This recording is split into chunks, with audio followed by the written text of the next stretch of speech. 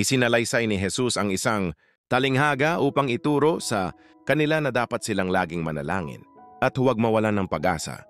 Sinabi niya, sa isang lungsod ay may isang hukom na walang takot sa Diyos at walang iginagalang na tao. Sa lungsod ding iyon ay may isang byuda.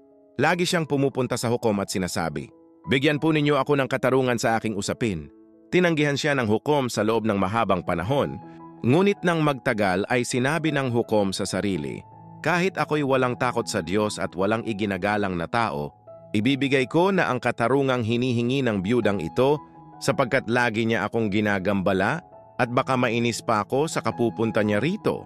At nagpatuloy ang Panginoon, "Pakinggan ninyo ang sabi ng masamang hukom na iyon. Ngayon, ipagkakait kaya ng Diyos ang katarungan sa kanyang mga hinirang na dumaraing sa kanya araw-gabi. Sila kaya'y paghihintayin niya ng matagal? Sinasabi ko sa inyo, agad niyang ibibigay sa